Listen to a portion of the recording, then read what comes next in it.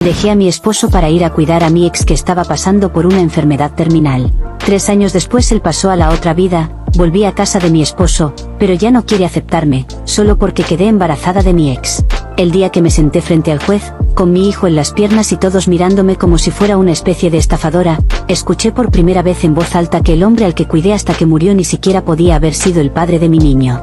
Sentí que el piso desaparecía bajo mis pies mientras el abogado de la familia de Javier hablaba de esterilidad, fechas y mentiras, como si yo fuera un caso clínico y no una mujer que lo dejó todo por amor. Si quieren entender cómo terminé convertida en esa caricatura, hay que retroceder a cuando todavía creía que el mundo me debía algo por todo lo que estaba sacrificando. Cuando dejé la casa que compartía con Rodrigo, sentí más alivio que miedo.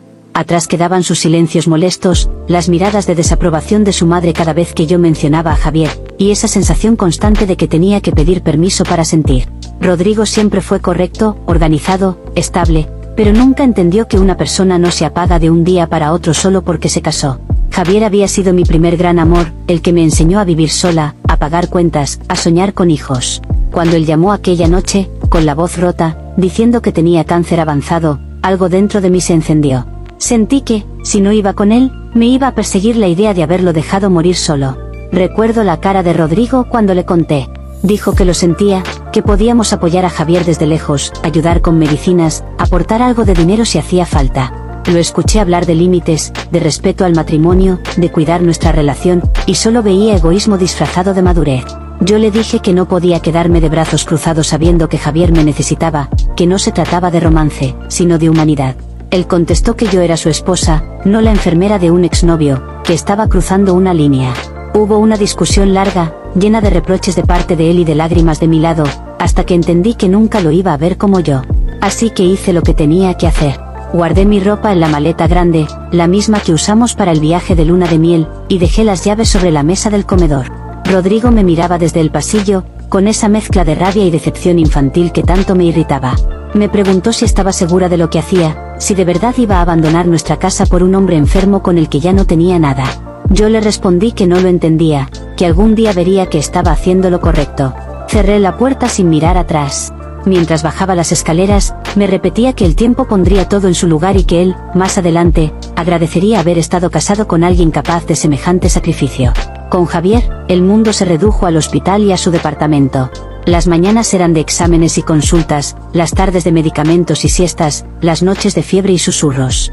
Aprendí a identificar sus dolores por la forma en que fruncía el ceño, a cambiar las sábanas empapadas de sudor a las 3 de la madrugada, a convencerlo de que comiera aunque fuera unas cucharadas de sopa. Los médicos hablaban de protocolos, estadísticas y fases, pero para mí él no era un caso, era la prueba de que yo todavía podía hacer algo bien. Su familia iba y venía, se repartían turnos, pero al final era a mí a quien llamaban cuando había una emergencia. Yo era quien estaba ahí cuando él vomitaba, cuando se mareaba, cuando se asfixiaba de ansiedad. Con el tiempo, dejé de ir y venir y me instalé en su departamento. Empecé durmiendo en el sofá, luego en una cama pequeña que pusimos en su cuarto para que yo pudiera levantarme rápido si necesitaba algo. Controlaba sus pastillas, organizaba las citas, respondía mensajes de amigos que preguntaban cómo seguía. Javier me miraba con ojos agradecidos, diciendo que no sabía qué habría hecho sin mí, que yo era su ángel guardián. Me hablaba de la culpa que sentía por cómo habíamos terminado antes, por haber sido inmaduro, por no haber sabido cuidarme. Yo no necesitaba que se flagelara, me bastaba con sentir que, al final, había elegido quedarse conmigo para enfrentar la parte más fea de su vida. Él empezó a decir que no quería dejarme desamparada. Entre una internación y otra, buscaba en el celular opciones de seguros, me preguntaba por mis deudas, hablaba de la posibilidad de ponerme como beneficiaria de alguna póliza, de dejarme al menos una parte del departamento. Sus hermanos no veían eso con buenos ojos, lo notaba en cómo me miraban cuando lo escuchaban mencionar mi nombre junto a la palabra herencia.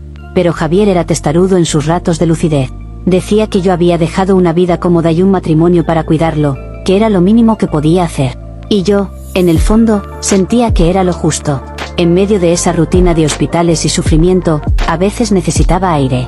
Una noche, después de que le ajustaran la medicación y se quedara dormido temprano, una amiga me escribió. Me dijo que estaba cerca, que saliera un rato, que me iba a volver loca si no veía otra cosa que no fuera un gotero. Dudé 5 minutos, miré a Javier respirando profundo, le avisé a su madre que yo saldría un rato y que ella podía quedarse, y me fui. Llegamos a un bar con música alta, luces bajas y olor a alcohol mezclado con perfume barato. Pedí una copa, luego otra, y sentí por primera vez en mucho tiempo que no era solo la cuidadora de un enfermo, sino una mujer, punto.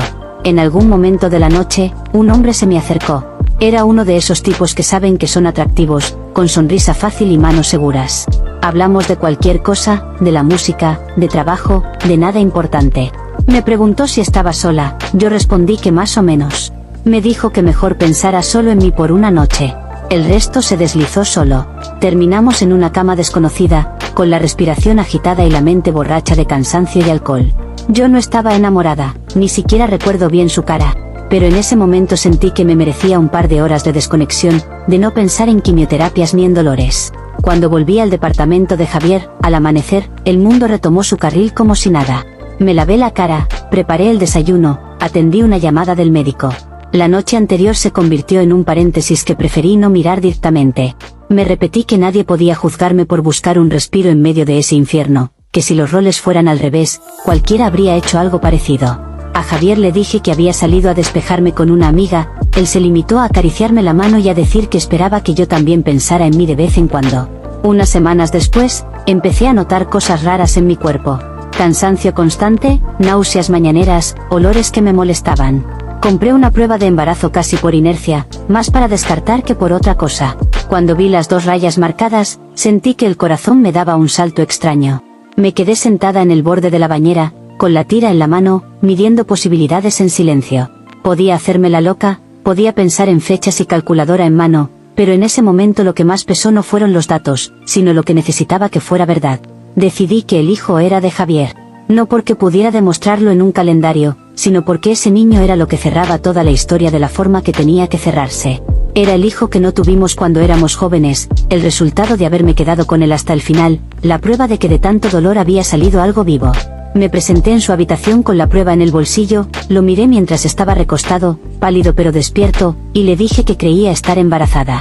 Sus ojos se llenaron de lágrimas. Me tomó la mano con la poca fuerza que le quedaba y empezó a hablar de esperanza, de que ese bebé iba a ser la luz en medio de todo, de que teníamos que luchar un poco más. A partir de ese momento, todo empezó a girar en torno a esa idea. Yo hablaba con su familia como si el embarazo fuera un hecho consumado, como si todos supieran que ese niño era de él. Su madre se mostraba fría, pero tampoco lo negaba. Javier, cuando tenía días buenos, acariciaba mi vientre todavía plano y decía que quería dejarle algo a su hijo, que no iba a permitir que creciera sin apoyo. Los médicos, por su lado, seguían siendo profesionales y distantes. Para ellos, el tumor seguía su curso, la medicación se ajustaba, el pronóstico no cambiaba porque en mi cuerpo pasara otra cosa. El final llegó un jueves a las 5 y pico de la madrugada. El sonido de las máquinas en el hospital, el olor a desinfectante y a sudor, la luz azulada de la madrugada colándose por la ventana, todo se mezcló en una escena que todavía me visita en sueños. Javier respiraba con dificultad, apretando mi mano. Dijo unas palabras que apenas entendí, algo sobre cuidarme, sobre el bebé, sobre confiar en mí. Su madre estaba a los pies de la cama, un hermano hablaba con un médico en el pasillo. Cuando la línea en el monitor se estabilizó en un solo sonido largo, supe que se había ido, pero mi cabeza tardó en aceptarlo. Me quedé quieta, con su mano fría entre las mías, hasta que una enfermera me pidió con amabilidad que saliera. En los papeles del hospital, aparecí como pareja conviviente y cuidadora principal. Nadie me preguntó demasiado, simplemente copiaron lo que la familia ya daba por hecho.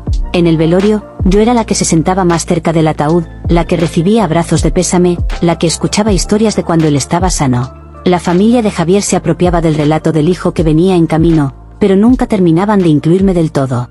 Me presentaban ante algunos como la novia que volvió, ante otros como la persona que lo cuidó hasta el final.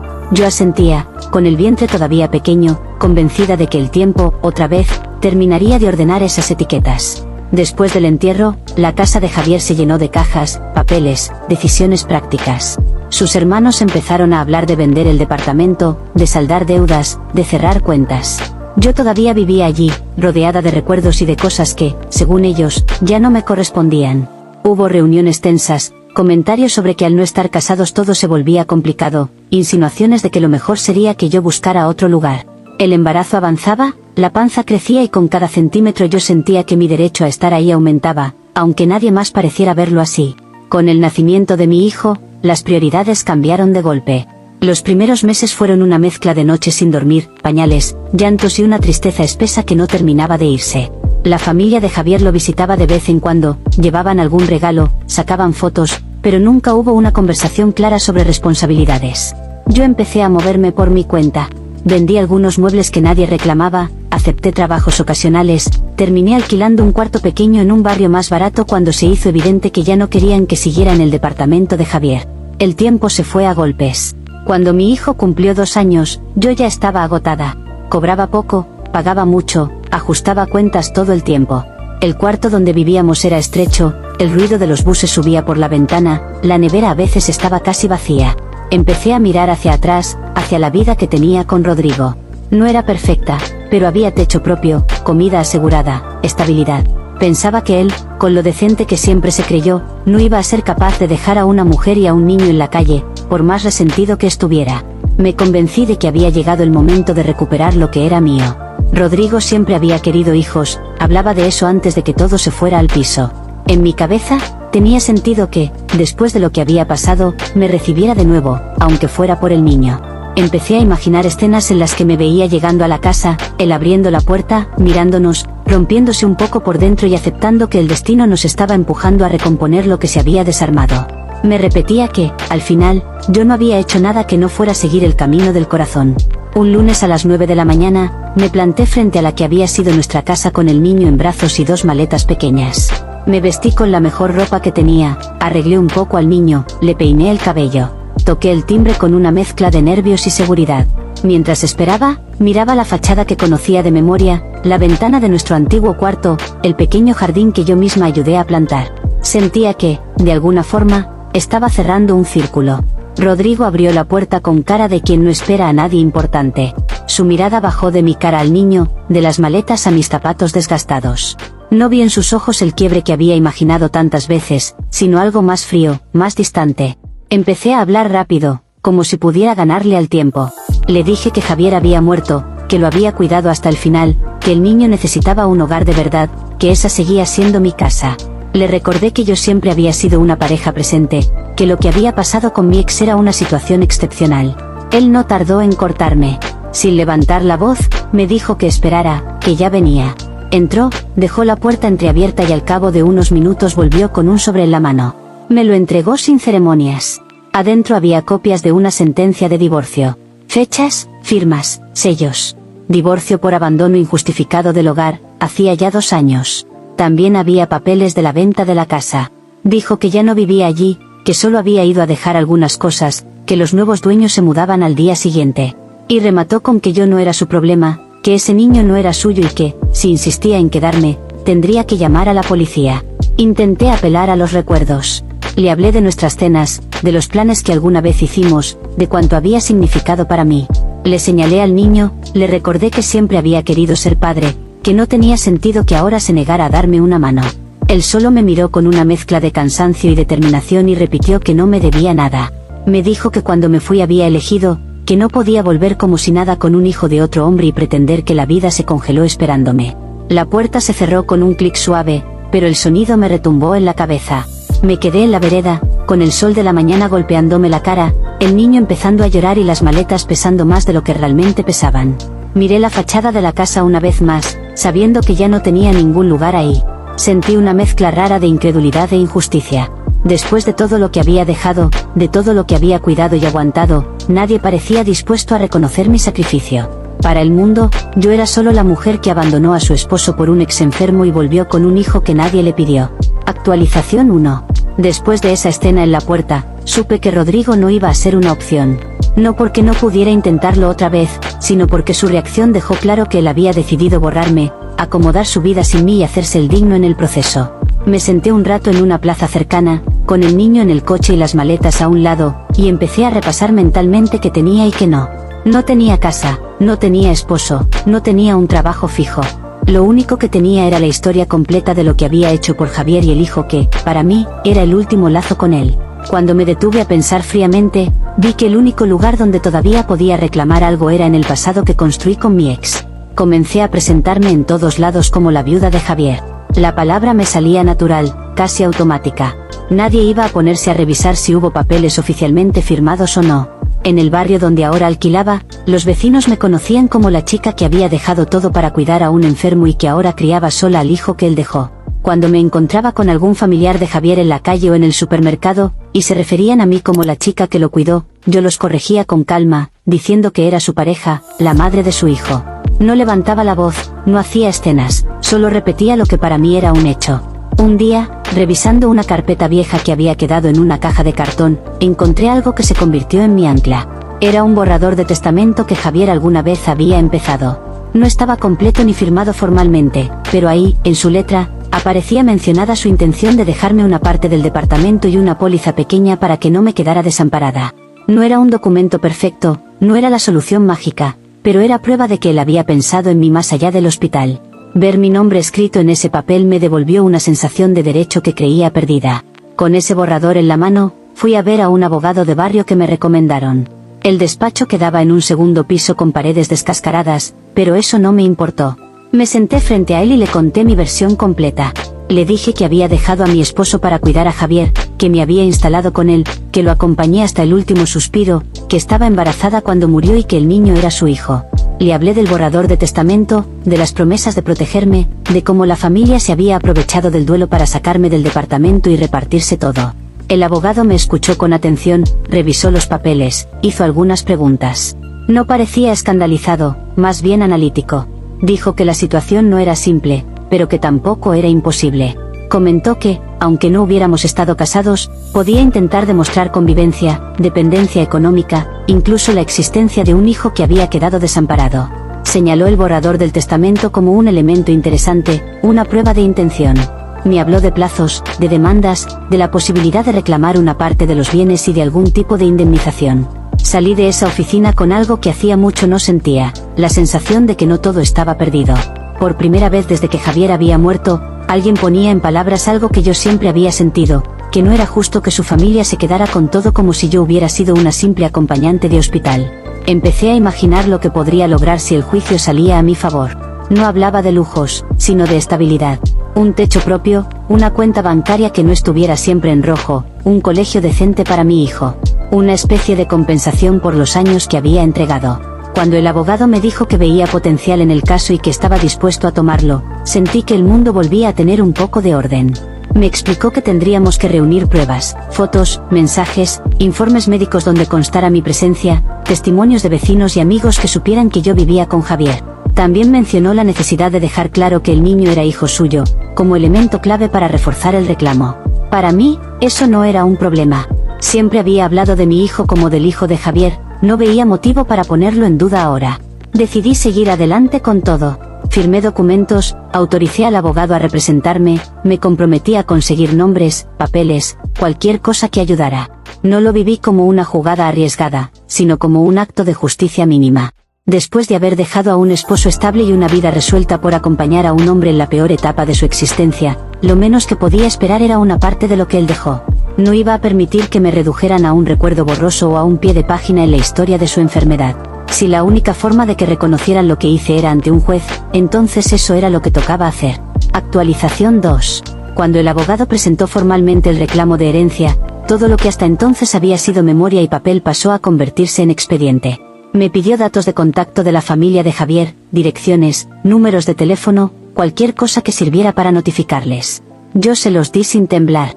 No sentí que estuviera haciéndoles daño, sentí que simplemente estaba moviendo una pieza que ellos se habían negado a reconocer. Mientras firmaba algunas hojas más, él me explicó que, una vez recibieran la notificación, tendrían un tiempo para responder, que probablemente se enojarían y que habría tensión, pero que era parte del proceso. Yo asentí. Tensión era lo que había habido desde que yo aparecí en la vida de Javier, así que nada nuevo. La reacción no tardó en llegar. La primera en llamarme fue su madre, a un número que casi no usaba. No atendí. Después empezaron a llegar audios de uno de sus hermanos, llenos de reproches. Decía que estaba utilizando el nombre de Javier, que estaba aprovechándome de su memoria, que él nunca quiso dejarme nada y que lo que yo tenía que hacer era trabajar y dejar de mirar la cuenta ajena. Escuché los audios sola, en la cocina del cuarto alquilado, mientras mi hijo jugaba en el piso con un carrito viejo. No respondí de inmediato. Sabía que, si lo hacía en caliente, iban a usar cualquier palabra mía en mi contra. Cuando al fin contesté, lo hice de la manera que siempre me funcionó, con calma y recordando detalles que preferían olvidar. Les expliqué que nadie había estado con Javier tanto tiempo como yo, que mientras ellos se turnaban para las visitas, yo era la que se quedaba a las 3 de la mañana cambiando sábanas, la que limpiaba vómito del suelo, la que firmaba documentos cuando ellos no estaban. Les dije que no estaba pidiendo nada que no se hubiera mencionado ya en vida de él, que solo quería que se respetara lo que Javier había expresado. Ellos insistían en que el borrador de testamento no valía, que yo estaba manipulando la situación, que me estaba inventando derechos. Yo seguía repitiendo que nadie me devolvía los años que dejé ahí. Empecé a usar mis redes de otra forma. En vez de compartir fotos sueltas de mi hijo o frases de ánimo baratas, escribía sobre el desgaste de cuidar a alguien hasta el final y luego ser borrada de la historia como si nada. No ponía nombres, pero cualquiera que conociera el caso podía unir los puntos. Subía fotos antiguas de Javier, desenfocadas o tomadas desde ángulos donde solo se veía una mano, una silueta, un perfil. Escribía cosas como que duele ver cómo la sangre se reparte todo y al que realmente estuvo ahí lo tratan como si fuera un estorbo. Algunas amigas comentaban que yo era fuerte, que Dios veía todo, que la justicia llegaba tarde pero llegaba. Otras solo dejaban un corazón y desaparecían del chat. Al menos, sentía que no me estaba tragando sola la historia. En el barrio, el relato también se acomodó a lo que yo necesitaba. Cuando alguien preguntaba por qué estaba en juicio, yo contaba que Javier quería dejarle algo a su hijo y que su familia se había opuesto por pura mezquindad. No entraba en detalles técnicos, nadie los pedía. Para la mayoría, la cosa era sencilla: una mujer que cuidó a un enfermo hasta el final, un hijo pequeño, una familia fría que quería quedarse con todo. Nadie se sentaba a revisar fechas ni informes médicos en medio de la tienda de la esquina. Esas cosas son para gente que tiene tiempo para perder. Yo solo repetía la parte que importaba, que había sacrificios que no podían quedar sin reconocimiento. Mientras tanto, mi abogado iba armando el caso. Me pedía capturas de pantalla de mensajes donde Javier me agradecía, informes donde constaba que yo firmaba por él algunas veces, fotos de nosotros en el departamento, incluso recibos de compras del supermercado que demostraban que vivíamos como una pareja. Me habló de testigos, de vecinos del edificio que podían declarar que me veían entrar y salir todos los días, de enfermeras que podrían recordar que yo era siempre la que estaba al pie de la cama. Yo me movía como podía, tocando puertas, recordando caras, insistiendo para que aceptaran hablar cuando hiciera falta. En mi cabeza, todo eso no era solo un trámite frío, era una especie de juicio también contra la versión de la familia. Ellos siempre quisieron pintarme como la que desordenaba a Javier, la que lo distraía, la que lo alejaba de su camino correcto. Ahora, por fin, habría un lugar donde alguien con autoridad escucharía que yo fui la que sostuvo todo cuando ellos no sabían qué hacer con tanto dolor. No se trataba solo de plata, aunque la necesitara como el aire. Se trataba de poner las cosas en el lugar donde debieron estar desde el principio. Sentía que, si el juez fallaba a mi favor, todo el mundo se vería obligado a admitir que yo no había arruinado mi vida por un capricho, sino por una causa que valía la pena. Actualización 3. El día de la audiencia clave llegó más rápido de lo que yo hubiera querido. El juzgado era un edificio viejo, con pasillos largos y olor a humedad mezclado con sudor. Me levanté muy temprano para alistar al niño, ponerle ropa medianamente presentable y preparar un bolsito con juguetes, pañitos, algo de comer. No tenía con quién dejarlo, así que lo llevé conmigo. Pensé que tal vez verlo ahí, tan pequeño, tan claramente necesitado de apoyo, ablandaría un poco a quienes tuvieran que decidir. Mi abogado me había pedido que estuviera tranquila, que hablara solo cuando me lo pidieran, que no reaccionara a provocaciones. Entrar a la sala fue como caminar a un escenario donde todos ya habían decidido qué papel yo tenía. La familia de Javier estaba sentada junta, prolija, seria. La madre con un pañuelo sobrio, los hermanos con sus caras de siempre, como si nada los tocara directamente. El abogado de ellos tenía una carpeta gordísima, llena de papeles meticulosamente acomodados. El mío, en cambio, llevaba una carpeta más delgada, pero con lo que él consideraba suficiente. Me senté detrás de él, con mi hijo en las piernas. El niño jugaba con un carrito de plástico, ajeno a todo. La audiencia empezó con formalidades, nombres completos, documentos de identidad, lectura de lo que se reclamaba. Mi abogado expuso primero. Habló de mi convivencia con Javier, de los años que dejamos atrás y que se retomaron cuando a él le diagnosticaron la enfermedad. Dijo que yo había renunciado a una vida resuelta para cuidar a un hombre que estaba desahuciado, que había sido su apoyo principal, que incluso había un niño fruto de ese vínculo que había quedado sin resguardo adecuado. Mencionó el borrador de testamento, los mensajes de Javier, mi presencia constante en los informes médicos. Yo lo escuchaba hablar y asentía por dentro. Sentía que, por fin, alguien ponía en palabras todo lo que nadie había querido mirar con seriedad. Cuando fue mi turno de declarar, conté lo que ya había contado 1000 veces. Cómo dejé a Rodrigo, cómo me instalé en el departamento de Javier, cómo lo acompañé a cada quimioterapia.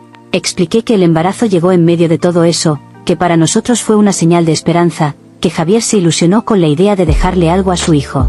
No entré en detalles que no venían al caso. Me limité a lo que sostenía el reclamo. Después vino el turno del abogado de la familia. Al principio, habló de forma general. Dijo que respetaban mi dolor, que reconocían mi participación en la etapa final de Javier, pero que eso no me convertía automáticamente en heredera. Hasta ahí, todo sonaba como un discurso esperado. Pero luego empezó a sacar papeles que yo no había visto nunca. Informes médicos detallados, fechas precisas, protocolos que, sinceramente, nunca me interesó leer con tanta profundidad cuando estaba metida en todo aquello. Uno de los documentos era un informe del oncólogo y otro de un especialista en fertilidad. Ahí constaba que, debido a la quimioterapia y a otras complicaciones, Javier había quedado estéril y sin capacidad para mantener relaciones completas muchos meses antes de la fecha probable de concepción de mi hijo. El abogado lo dijo con su tono neutro, casi aburrido, como si estuviera leyendo el pronóstico del tiempo. Luego agregó que, según esos mismos informes, no había posibilidad biológica de que Javier fuera el padre del niño. Remató diciendo que yo había construido mi reclamo sobre una falsa paternidad. Sentí como la sangre me subía a la cara. Empecé a repasar mentalmente fechas, meses, movimientos. Sí, yo sabía que el cuerpo de Javier se había deteriorado, que había cosas que ya no eran como antes, que muchas noches él apenas tenía fuerzas para sostener mi mano, pero nunca me detuve a cruzar números en una agenda. Para mí, el niño era de él porque así tenía que ser, porque así cerraba todo, porque en medio de tanto caos una cosa tenía que tener sentido. Escuchar que alguien ponía un sello de imposibilidad sobre eso, delante de todos, fue como si me arrancaran un piso que yo misma había apuntalado. Mi abogado intentó cuestionar las fechas, dijo que los cuerpos no son máquinas exactas, que los informes pueden tener margen de error, que a veces los médicos registran un momento como definitivo cuando aún hay pequeñas posibilidades. Sugirió la idea de que, aunque los papeles hablaran de esterilidad, siempre podían existir excepciones. Habló incluso de que un análisis genético podría aclarar las cosas. Pero el otro lado ya tenía todo armado. Mencionaron que nunca se había pedido una prueba de ADN, que nunca hubo una declaración formal de paternidad por parte de Javier, que todo se basaba en lo que yo decía. Mientras ellos discutían, yo sentía las miradas clavadas en mi nuca. El juez, los asistentes, incluso algunas personas que estaban ahí por otros casos y que se habían quedado a escuchar el morbo de una historia que mezclaba enfermedad, herencia y un hijo que tal vez no era de quien todos creían. Me ardían las manos de la impotencia. Quise decir que las fechas podían estar corridas, que no todo se puede medir con tanta rigidez, que hubo momentos íntimos que nadie registró en un papel. Pero también sabía que, cuanto más hablara, más iban a usar mis palabras para moldear la versión que más les convenía. Al final de esa audiencia, ya no era solo una mujer que reclamaba una herencia. Era, a ojos de ellos, una interesada que había mentido sobre la paternidad de su hijo, una persona que se había colgado del nombre de un muerto para tratar de asegurarse un techo. Nadie estaba viendo las noches sin dormir, los vómitos, los gritos de dolor, las manos que yo sostuve en el hospital. Solo veían números, informes y un niño que, según sus cálculos, no podía ser de Javier. Salí de la sala con mi hijo dormido sobre el hombro, el corazón apretado y la sensación de que, de un momento a otro, habían decidido convertirme en la villana de una historia que yo misma había sostenido con el cuerpo. Actualización 4. La sentencia llegó unos meses después, cuando yo ya había aprendido a vivir con la espera colgando de la cabeza como una nube pesada. Fui al juzgado con el estómago vacío, más por nervios que por falta de comida. El juez leyó el fallo con la misma voz monótona con la que la gente repite noticias que no le afectan. Declaró improcedente mi reclamo sobre los bienes de Javier. Dijo que no se había demostrado una unión formal ni una dependencia económica que justificara una parte de la herencia. Mencionó que la presunta paternidad del niño no se había acreditado y que, a la luz de los informes médicos, existían fuertes dudas sobre la veracidad de lo que yo había sostenido. Como si eso no bastara, añadió que el proceso había evidenciado elementos de mala fe de mi parte. Según ese papel, yo había exagerado, omitido y acomodado hechos para intentar obtener un beneficio económico. Por eso, me condenaban a pagar las costas legales de la familia de Javier. Las cifras no eran gigantescas en comparación con grandes juicios de televisión, pero para alguien que contaba monedas para el transporte y la comida, eran una montaña imposible de escalar. El abogado de la familia sonrió apenas, una mueca mínima, pero suficiente para dejar claro que sentía que había ganado algo más que un caso. La noticia no se quedó dentro de esas paredes. En cuestión de días, el resumen del juicio empezó a circular. No hizo falta que nadie famoso lo compartiera. Bastó con unas capturas de pantalla que alguien mandó a un grupo, y de ahí saltaron a otros. De repente, personas con las que no hablaba hace años sabían que yo había perdido un juicio por herencia, que el juez había dudado de mi palabra y que, para colmo, habían dejado por escrito que seguramente el niño no era hijo de Javier. La historia se fue deformando a cada repetición. Algunos decían que el juez había demostrado que yo me había inventado todo. Otros, que me querían meter presa y solo me habían perdonado por el niño. En el barrio donde alquilaba, el ambiente cambió. El dueño del cuarto, que hasta entonces se había mantenido relativamente neutral, empezó a hacer comentarios sobre que no quería problemas en su propiedad. Me insinuó que, si la prensa llegaba a aparecerse por la zona o si algún vecino se quejaba, iba a tener que pedirme que desocupara. No vino nadie con cámaras, pero los murmullos alcanzaban. En la tienda dejaron de saludarme igual, algunas vecinas que antes se sentaban a conversar conmigo ahora cruzaban la calle cuando me veían venir. Ninguna lo decía de frente, pero se notaba en sus ojos que me habían puesto una etiqueta. Rodrigo también se enteró, por supuesto. Una noche, mientras lavaba unos platos prestados en la pequeña pileta del cuarto, me llegó un mensaje desde un número desconocido. Era corto, frío. Me daba las gracias por haberle confirmado que le había hecho un favor cuando me fui. No mencionaba al niño, no preguntaba por nada. Solo era una especie de cierre, como si necesitara ese pequeño triunfo escrito para seguir con la frente en alto en la vida que había armado sin mí. No respondí. ¿Para qué? Sabía que, en su cabeza, yo era la prueba viviente de lo que él siempre había advertido, que irme con Javier fue una locura sin retorno. Con la etiqueta colgando sobre mi nombre, conseguir trabajo se volvió aún más complicado. Antes, al menos, podía entrar a casas para limpiar o cuidar ancianos y que me vieran como una mujer apurada, pero normal. Ahora, cada vez que entregaba mi cédula o completaba un formulario, temía que alguien buscara mi nombre en internet. Empezaron a llegar comentarios cortados. Una señora que me había ofrecido cuidar a su madre cambió de opinión a última hora, diciendo que al final habían arreglado con una sobrina. Un matrimonio que necesitaba a alguien para limpiar dejó de contestar mis mensajes después de decir que iban a pensarlo. Terminé aceptando trabajos que nadie quería, jornadas interminables limpiando oficinas vacías en la noche, cuidando ancianos que ni siquiera recordaban mi nombre, haciendo mandados para personas que me trataban como si fuera parte del mobiliario. El dinero apenas alcanzaba para el arriendo, algo de comida y los gastos básicos del niño.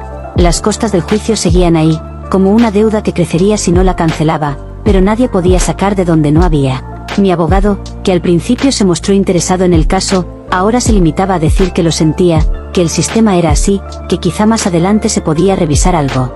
Yo asentía, cansada de luchar contra paredes. Lo peor no era solo el dinero.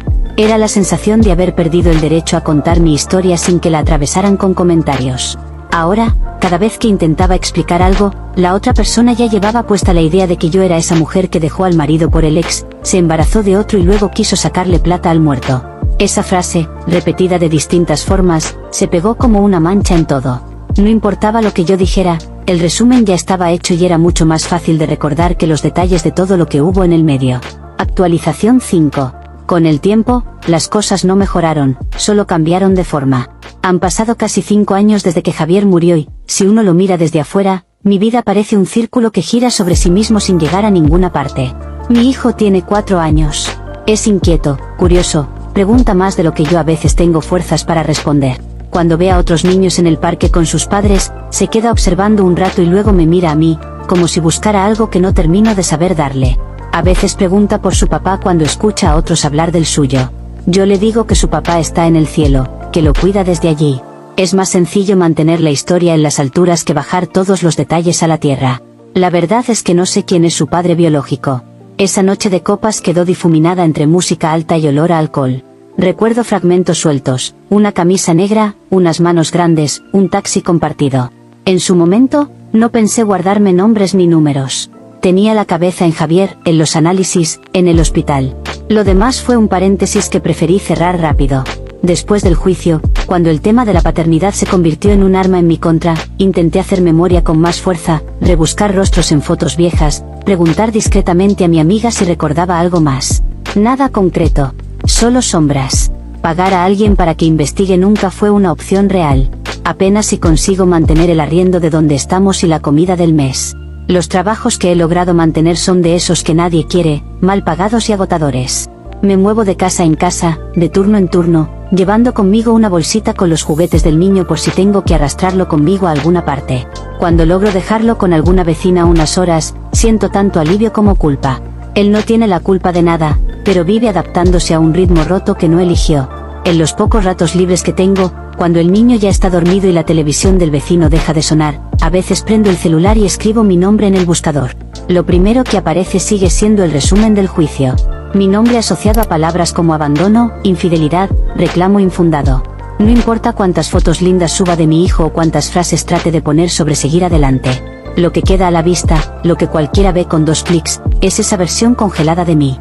Es raro sentir que, para personas que nunca te vieron, existe solo como un caso, como una anécdota. Con Rodrigo, no he vuelto a hablar. Sé por comentarios sueltos que rehizo su vida, que se mudó, que tiene un trabajo mejor. Algunos dicen que está con alguien, otros que está solo por decisión. No me interesa realmente la parte sentimental. Lo que a veces me cruza la mente es que, si las cosas hubieran sido distintas, mi hijo tendría un techo más firme, un colegio mejor, un futuro menos apretado. Pero luego recuerdo que él cerró la puerta en mi cara sin dudarlo y se me pasa la idea de imaginarlo como salvación. Cada quien eligió y vivió con lo que eligió. A mí no se me permite olvidar eso. La familia de Javier desapareció del mapa.